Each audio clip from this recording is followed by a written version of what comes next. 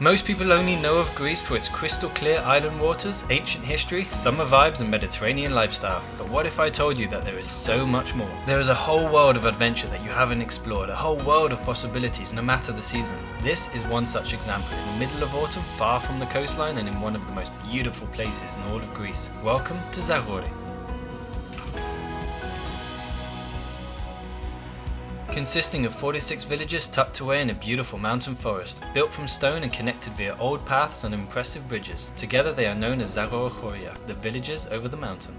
Located in northwestern Greece, you can either get the bus up from Athens or fly directly into Yanina. But once you're there, the only way I found to get up to the villages is via taxi, which will set you back about 45 euros. And that's just what I did as I embarked on a 4-day adventure hiking through this incredible national park.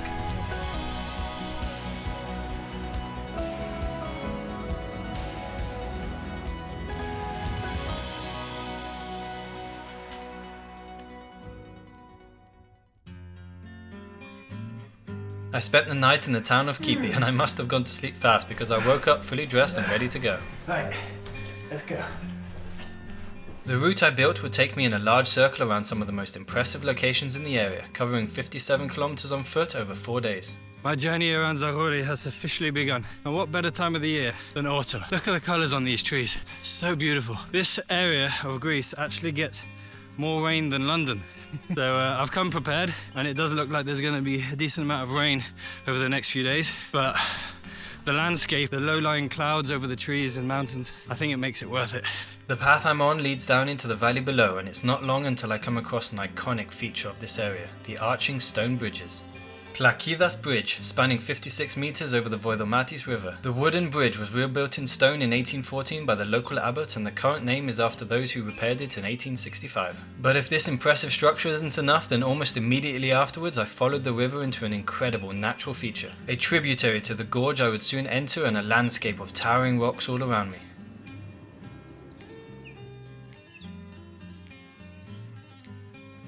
I was truly in awe walking through this riverbed, looking up at my first impression of what was to come. It was interesting as well to see the old path hugging the cliff face, now collapsed but still leading to another stone bridge, as if two arms of the gorge are holding hands.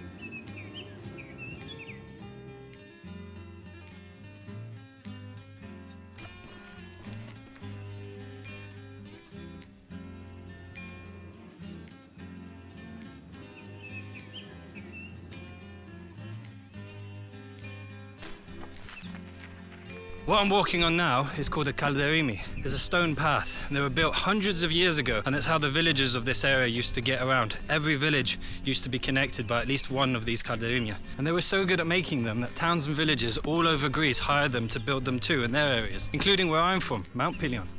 And it's these steps that finally led me down into the giant scar of this land.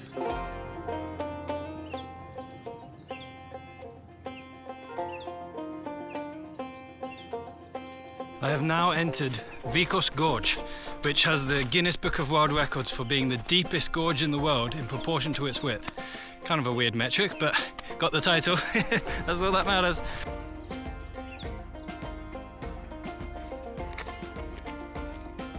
It was hard not to be captivated by the sky-piercing cliffs overhead. I felt tiny in comparison, walking at their feet and in between the autumnal trees. Walking this gorge is a very popular activity here, and the path is well maintained, but it is long, and in some places it can be steep, so come prepared. But once you're here, it's a great feeling to escape into this quiet landscape and all the life around you. Actually, a third of all the plant species in Greece can be found here, and since 2023, Zagori is a UNESCO World Heritage Site. I haven't seen any indication that someone else has been here recently. And that's the thing, outside of Greece, Zagori, Zagorochoria, this area, it isn't known. So it doesn't get a lot of people, which makes it really beautiful, really peaceful and tranquil for those who do make the journey. I've been walking for over 4 hours now and done about 14 kilometers. This gorge actually is about 20 kilometers long, but luckily I'm not doing the whole thing. That's actually longer than Samaya on Crete, which I did a couple of months ago. You can check out that video at the end of this one.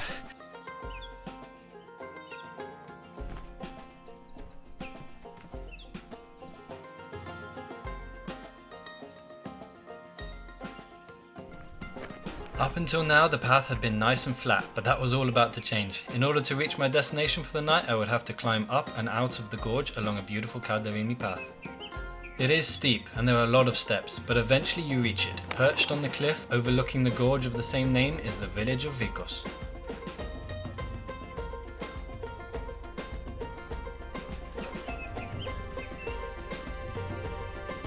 Where a cozy hotel room and plenty of food were waiting for me. Wow, that was one hell of a first day introduction to this amazing place. So beautiful. I've had a shower, I'm chilled. It's only about 4 o'clock, I made good time and it's good weather. I've got beautiful views in this hotel.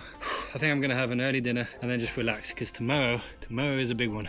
Lots of elevation to climb. I definitely needed a good rest this day as tomorrow would take me back into the gorge and then up into the wild mountains above. And there is so much more to see. Alright, see you tomorrow.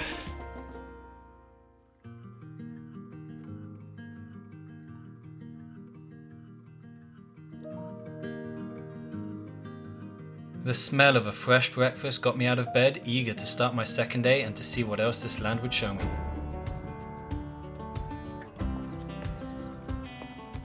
Welcome to day 2, and this is going to be a tough one. Tonight, if everything goes well, I'll be sleeping in a refuge near the top of the local mountain Astraka. But first, I have to go back down into the gorge and then up the other side in a very, very steep ascent, heading over to the village of Mikro Papigko where I'll have some lunch, and then another very steep incline to get to the refuge. But from then, it should be easy. Today's a difficult day. So, let's do it. I've already taken my jumper off. Even though it's October and it's early in the morning, it's quite hot and humid today. I think I found a way to cool down. Ah! Why?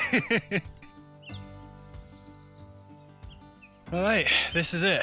The beginning of the incline. I've left the riverbed and it's all uphill from here for the rest of the day. I tried to make friends on these trips, but this toad was being very rude and turned his butt to me. Oh well, I'll just sit here in quiet.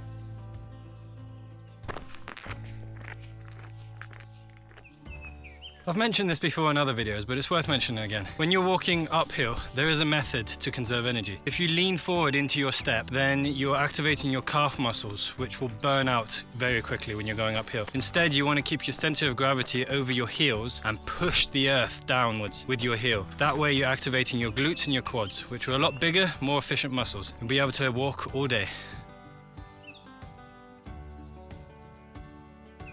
Climbing out of the gorge gave me a new perspective on this place and allowed me to come face to face with these giant fingers of rock reaching out of the ground and towards the sky above. But finally, the majority of the ascent was over with and I continued along the ridge towards my halfway point for the day.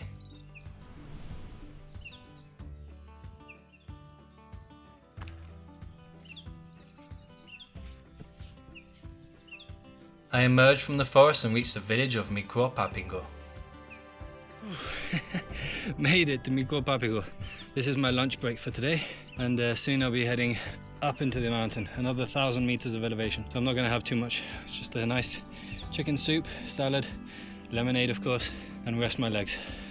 But this place is beautiful. I love these old villages with these old traditional stone paths and old buildings. So much character, so much beauty, all built into the mountainside. Reminds me of home. Alright, time for a good rest. It was a well appreciated rest here, but I couldn't stick around too long. The weather was expected to come in and I didn't want to be pushing through it on my way up to the refuge. So I cracked on, following the mountain pass where it led me.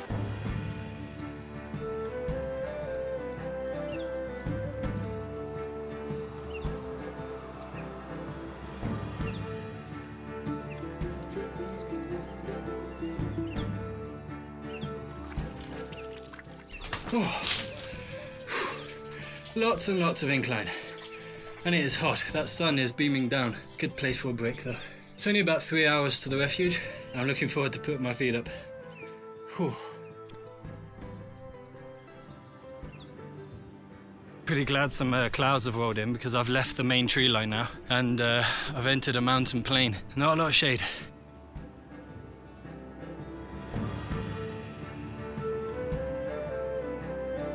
It wasn't just a little cloud though, and soon visibility dropped and the wind pinched against my skin.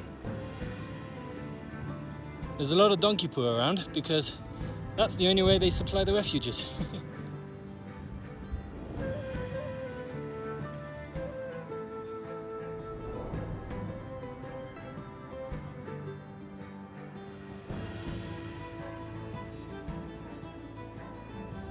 I felt a couple of drops of rain there.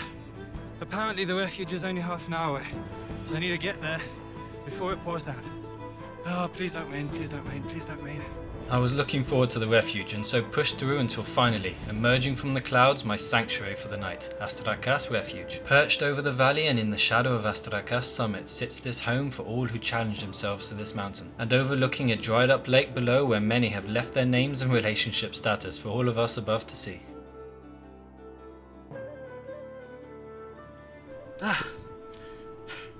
That's it. I finally made it to the refuge. It's been a long day, a lot of uphill.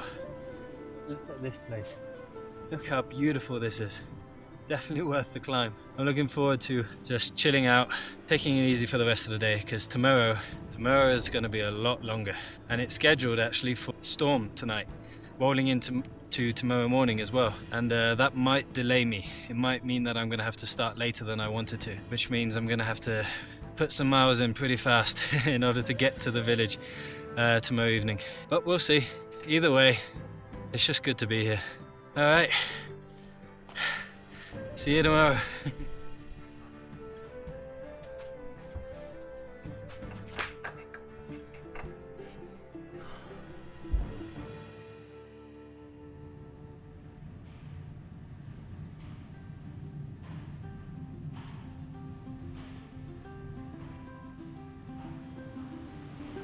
The next morning, I rose to the sounds of wind pummeling against the refuge. I think I'm gonna wait. And so, there was little I could do but have my breakfast, lovely hot chocolate, and wait it out for 3.5 hours until finally, a small break in the clouds signaled it was time to go, and I couldn't waste any time as today was always going to be a long one.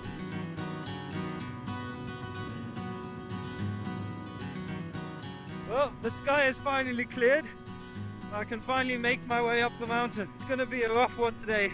I'm starting at 11:30 because I had to wait a few hours for the sky, the rain and everything.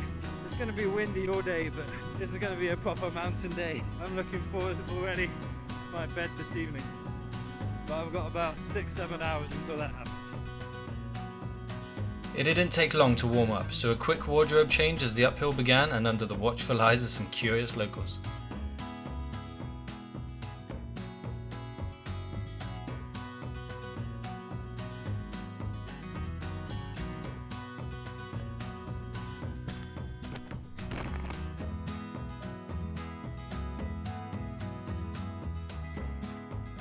Most of my mountain training was in the Lake District in the UK, and this terrain is surprisingly very similar to that. I actually walked the entire Lake District over 6 days, which was fun, covering all of the summits, carrying 25 kilos on my back, wild camping the entire way. That was a challenge. I'll link that video at the end of this one. But yeah, very similar. It's weird.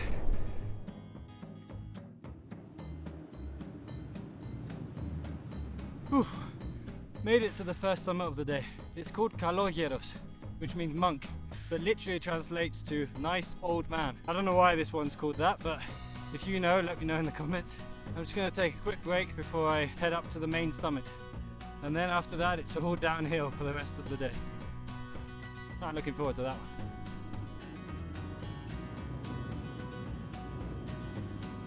To be in this landscape, completely alone, with just the ground beneath your feet, the wind upon your face, and the mountain goats wondering what I'm doing on their turf, it's escapism at its finest, a world where the only thing that matters is your ability to keep walking through it. It's simple and uncomplicated. It's here where I feel at my freest.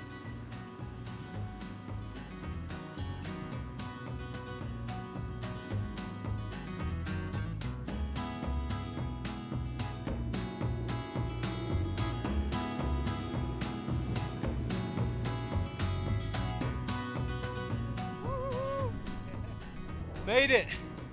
I made it to the summit of Astraka.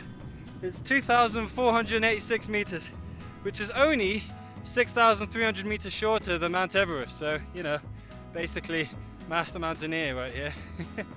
But wow, I'm glad to be at the top.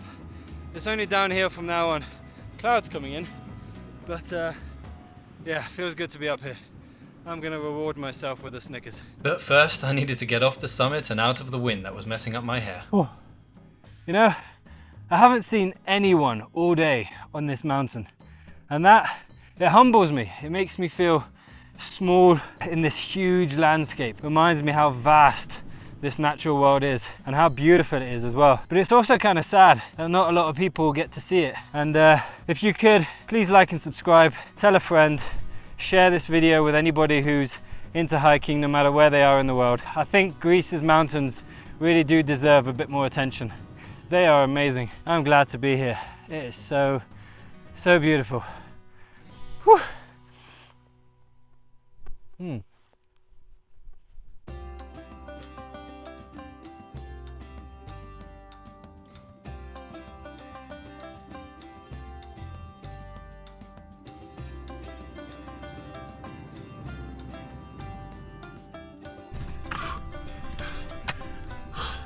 Well, I'm not gonna spend the night, but I could. Pretty good.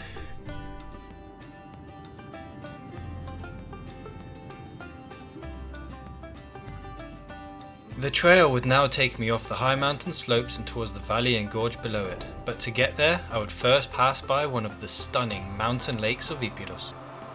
These postcard-worthy lakes are scattered across the northern mountains and provide a perfect place to relax and soak in the beauty of this landscape, and having it all to myself made it that extra bit special. But time was running out. The delay of the morning was going to take its toll, and I still had a very long way to go until I reached the village, and I didn't want to be hiking in the dark, so I pushed on, making best time to get there.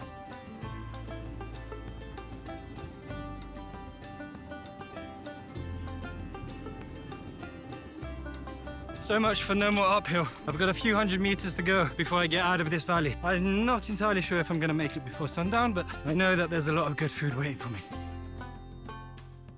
This path took me alongside the walls of the gorge where drops of water rained down from its high cliffs, lit up by the evening sun and revealing the face of a mighty elephant in the rocks. I even got to meet a friendly lady cow. Hello, Miss Cow. Ugh. Maybe not so ladylike after all.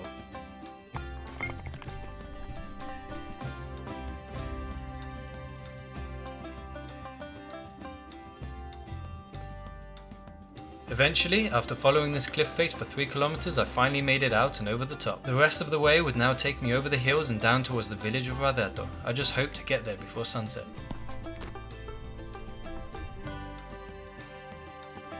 The path here wasn't very obvious to follow, but that wouldn't keep me from getting there.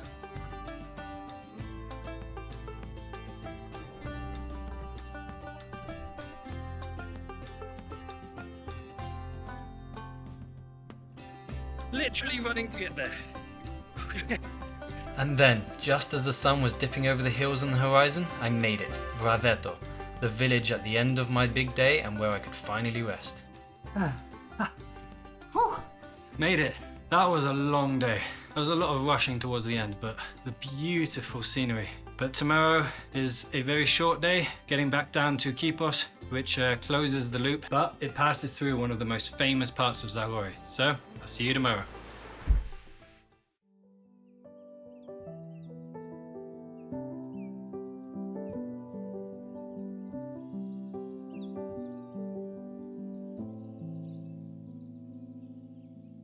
Last day in Zagorochoria. It's a beautiful, quiet, misty morning, and I'm making my way down these stone steps, making my way back to Kipoi, where I'll end this journey. It was a solemn feeling to be walking ever closer to the end of this journey, passing by the trees and incredible rock faces of this land, knowing I would soon be leaving. But Zagori has given me so much in such a short time, and there was still one final surprise waiting for me. This place is beautiful.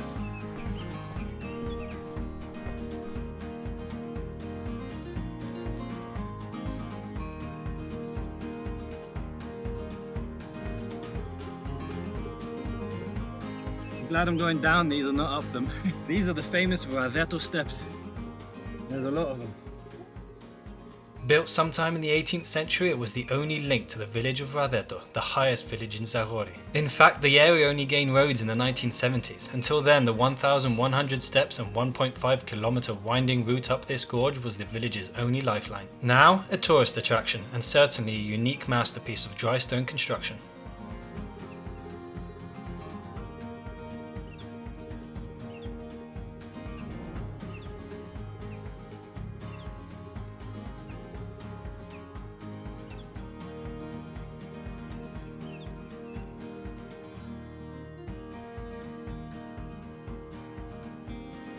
Eventually I would climb out of the valley and be led over the hills one final time.